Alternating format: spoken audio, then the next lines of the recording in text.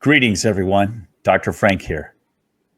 Many of you know me as the Johnny Appleseed of election integrity, because for the last 4 years, I've been traveling across the country 25 out of 30 days a month, educating the public about the need for election reform and inspiring citizens to resume their responsibilities in America's grand experiment in self-government. Along my journey, I've heard several firsthand accounts of child abductions, familial trafficking, and imported child trafficking. I have been shocked and appalled at the nature and extent of the abuse occurring in this nation. It pervades all levels of our society, including the courts and our elected representatives. How can God bless a nation that is systematically and pervasively abusing its own children in this way? Indeed, we desperately need a spiritual revival even more than a political one, and election reform so that we can purge these perverts from positions of power, prosecute the offenders, and rescue the victims. Indeed, there are many victims. It is heartbreaking. It is devastating.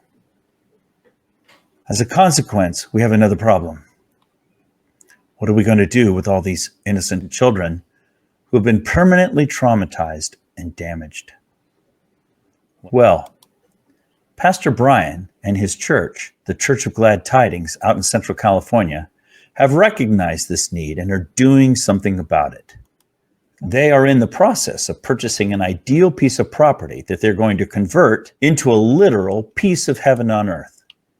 It will serve as a safe haven, boarding school, and rehabilitation center for these precious innocent victims. I know Pastor Brian personally and his church, and I personally vouch for this program. In fact, I have set up my own monthly donation to support this particular ministry, and I'm asking you to do the same. Go to PeaceOfHeaven.life and set up your donation today. So far, they've raised over $1 million out of the $4 million they need to purchase the property. Also, with the end of the calendar year approaching, some of you will be looking for worthy organizations to make charitable donations. It's hard to imagine a better cause than this one. Please consider making a large donation.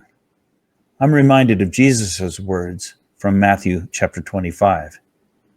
He said, "Inasmuch as you have done it unto the least of these, you have done it unto me." How about giving Jesus a Christmas present this year? Thank you.